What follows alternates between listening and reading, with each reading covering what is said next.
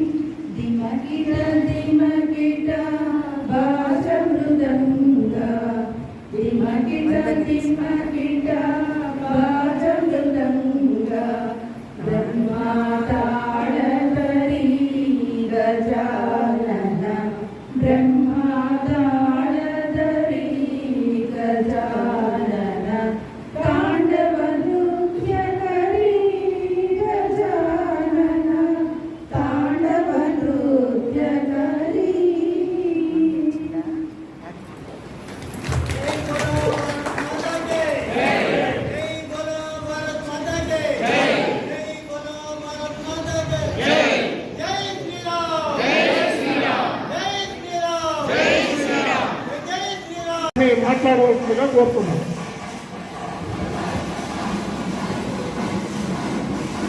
అందరికీ నమస్కారం. ఈ కార్యక్రమం జరగడానికి కారణం ఏంటంటే ప్రతి సంవత్సరము ప్రపంచమంతా తల్లిని గుర్తించి వారికి ప్రతి సంవత్సరము తల్లిని పూజ చేయడానికి మే నెల 2వ ఆదివారం నిర్ణయం చేసినారు. అదేవిధంగా ఇదివరకు కూడా అప్పుడప్పుడు చేస్తూ వస్తున్నాము. ఇంతవరకు చాలా కార్యక్రమాలు జరిపించినాము, కానీ పెద్ద కార్యక్రమాలు చేసినాయి. ఇది 2వది. ఎప్పుడైనా 15 నుండి 50 మంది 40 మంది అక్కడ చేస్తున్నాము. ఈ కార్యక్రమం చేయడానికి ముందుగా మేము మా స్నేహితులతో కొంతమందితో మాట్లాడి ఒక నెలప్పుడే ప్రారంభం చేశాను. నేను ఫైల్ ఎదుగుతాను. దీని ముందు పెద్ద కార్యక్రమం చేసి నాకు అప్లికేషన్ దొరికింది. ఈసారి కూడా మనం చేయాలనే ఉద్దేశంతో మా సంఘంలో ఉన్న వ్యక్తులు కానీ స్నేహితులు కానీ అందరితో ఒకసారి అందరితో మాట్లాడినాను. వాళ్ళందరూ చేస్తామని వస్తున్నారు. అదేవిధంగా కొన్ని వస్తువులు కొంతమంది వాళ్ళే వాలంటీర్గా ఇచ్చేందుకు అవకాశం తీసుకున్నారు. వారందరికీ ధన్యవాదాలు తెలియజేస్తున్నాను. రోజు రావడం నాకు చాలా సంతోషంగా ఉంది. ఈ కార్యక్రమాన్ని చూడటం కూడా నాకు చాలా ఆనందంగా ఉంది. అంటే అపురూపంగా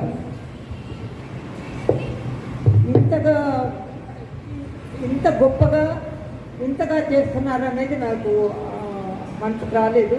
కానీ చూడగానే ఇంత గొప్పవారు మీరందరూ తల్లులను ఈ విధంగా గౌరవించి సత్కరించి అంటే ఖర్చుకు వెనకాడకుండా చేశారంటే అందరికీ శ్రీరామ్ గారు, తులసినాథం గారు, మేడం వాళ్ళకు అందరికీ కూడా నేను అభినందనలతో పాటు నమస్కారాలు తెలియజేస్తున్నాను. ఉంటాను. అందుకే మా నర్సింగ్ హోమ్కి ఎవరైనా వచ్చినా కూడా నర్సులు కూడా భయపడతారు. పొలంనేరు అంటే డాక్టర్ మా పెద్ద అరుస్తారు, జాగ్రత్తగా చూసుకోండి అంటూ ఉంటారు అన్నమాట. అంత నాకు అభిమానం. ఈ అభిమానమైన ఊరికి నేను రావడం, మీ అందరితో కలవడం నాకు చాలా చాలా సంతోషంగా ఉంది. ఈ అవకాశం ఇచ్చినందుకు మరొకసారి వివిధ కృతజ్ఞతలు తెలియజేసుకుంటున్నాను.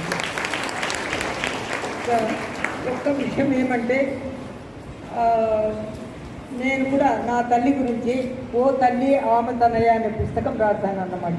తెలుగు రచయితలందరికీ కూడా ఆవిడ పురస్కారం పేరు మీద మేడం రాసేటువంటి పుస్తకాల్ని గుర్తుపెట్టుకునేటటువంటి విధంగా తల్లిని పిలుపు అది మనం చేయాల్సినటువంటి పని. మా తల్లిదండ్రులు కూడా జనవరిలో ఎన్నో కార్యక్రమాల్లో ముఖ్య అతిథిగా పోయిన వ్యక్తిని, కానీ నా జీవితంలోనే ఈ కార్యక్రమంకి నేను ఒక ముఖ్య అతిథిగా రావడం నేను పూర్వ జన్మలో చేసుకున్న సుకృతం అనేసి కూడా మీ అందరికీ నేను ఒక కుటుంబ సభ్యుడిగా వినవించుకుంటున్నా. ముఖ్యంగా ఇంతమందికి ఈరోజు సీతారామయ్య గారి తరఫున పుణ్యం చేసుకోవాలనేసి కూడా నేను సగౌరవంగా తెలుపుకుంటూ ప్రతి ఒక్కరు కూడా ఈ రోజు మాతృమూర్తి మీరు పాదపూజ చేసానికి వచ్చారు.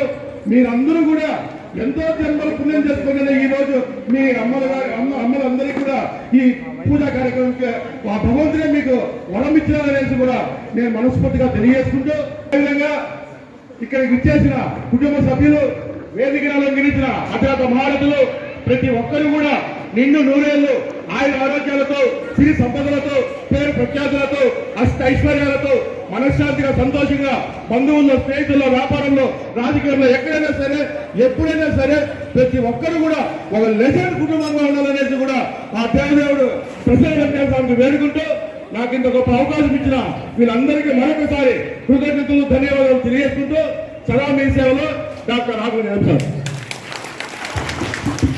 ధన్యవాదాలు.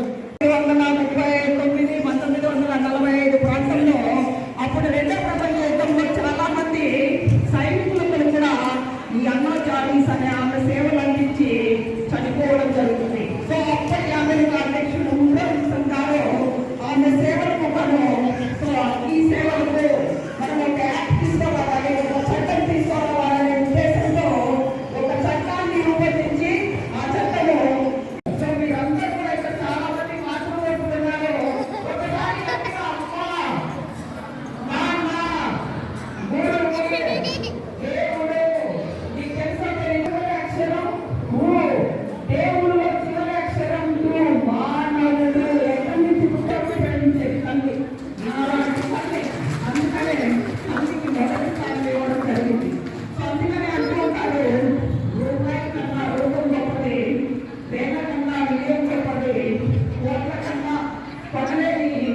ఇలాంటి మాతృభాష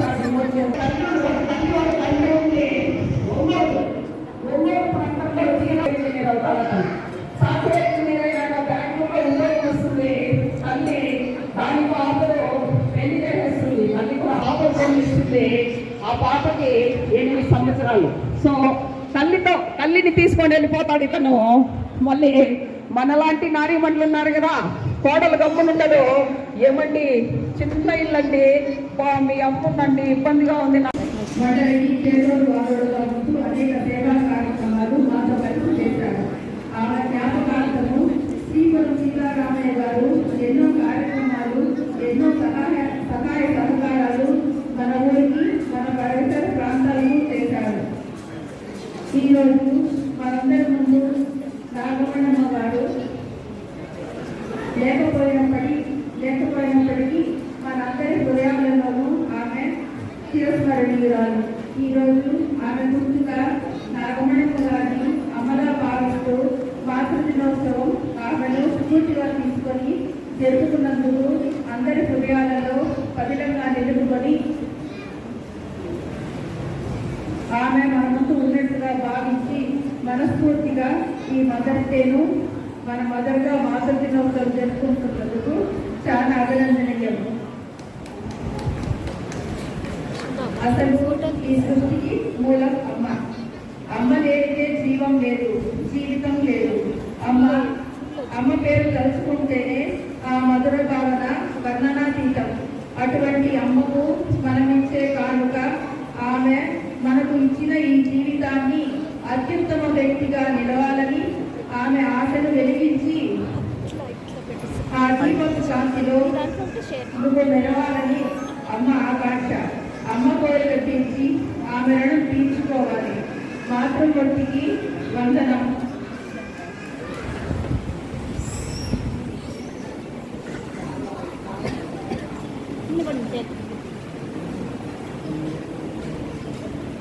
ఇప్పటి యువత కూడా అటువంటి అమ్మను ఆదర్శంగా తీసుకొని ఆమె రాసబాటలో మనం కూడా నడిచి ఆమె దీవెనలకు ప్రాణం పోసి మాతృ దినోత్సవ శోభ కలిగించాలని ఈ మాతృ దినోత్సవ వేళ అమ్మను తలుచుకొని ఆమె ఆశయాన్ని మన ఆశయాలుగా తీర్చిదిద్దుకోవాలని ఈ మాతృ దినోత్సవ వేళ నాకు అవకాశం ఇచ్చిన మా అమ్మకు మరియు ఇక్కడున్న అమ్మలందరికీ మరొకసారి మాతృ దినోత్సవ శుభాకాంక్షలు తెలియజేసుకుంటూ ఈ చిన్న ప్రసంగం ముగిస్తున్నాను.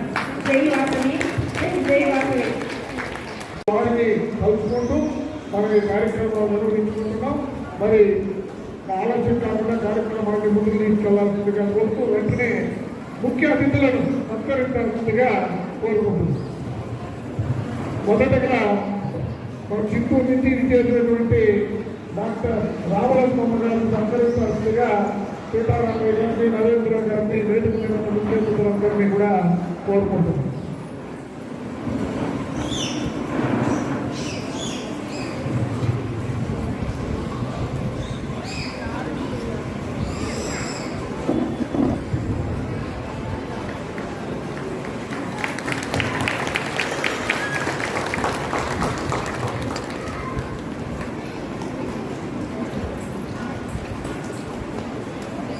తర్వాత ఆకుల గజేంద్ర గారిని సత్కరించాల్సిందిగా కోరుతున్నాం.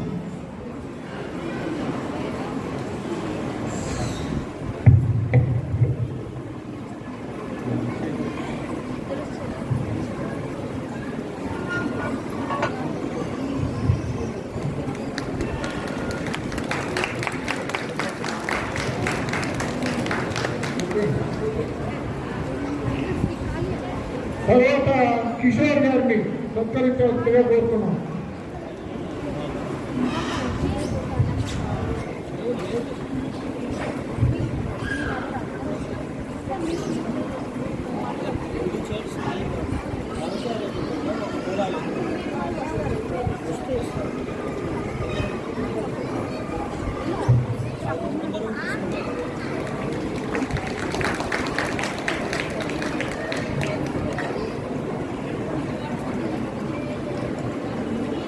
తర్వాత ధనంజయ రామకృష్ణప్ప గారిని,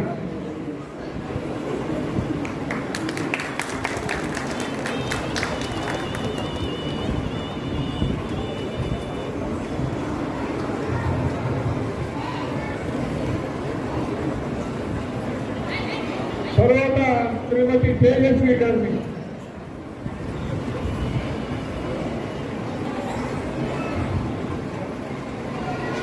తర్వాత మోహన్ రావు గారు ఎక్కడున్నారో రావాలి.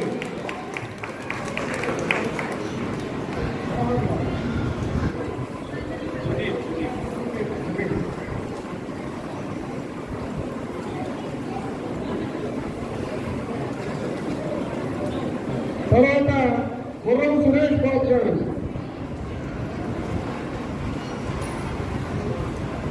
భూమిపైన వేసి నమస్కారం చేసుకోండి. కొద్దిగా మీకు ఇచ్చిన అక్షింతలు కొద్దిగా భూమి పైన పెట్టి నమస్కారం చేసుకోండి.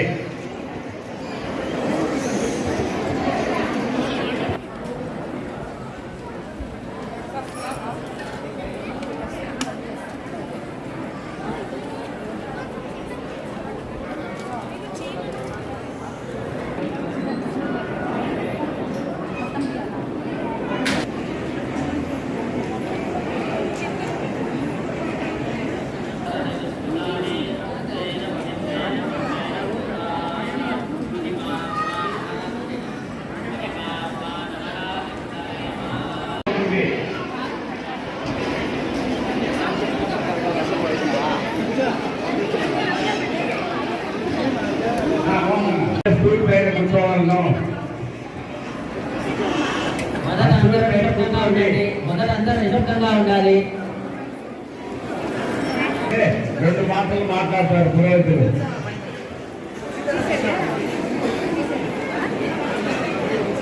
150 మంది మాతృమూర్తులు చూడాలంటే మీ వల్ల కాని పని. కాబట్టి అందరి తల్లుల్ని ఇక్కడ మీరు చూసే భాగ్యం కలుగుతుందనే ఉద్దేశంతో ఈ యొక్క కార్యక్రమం నిర్వహించడం జరిగింది. చెప్పండి, కార్యక్రమం సంతృప్తిగా ఉన్నదా?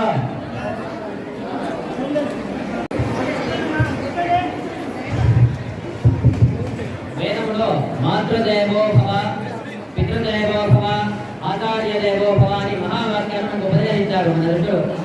మాతృదేవో భవ మనకి ప్రత్యక్షమైన దేవతలు తల్లి, తండ్రి, అలానే గురువు. అరే ప్రతి ఒక్కరికి స్వామి చెప్తున్నారు, కూర్చోలేదు, మధ్యలో అంతా నిల్చుకున్నారు.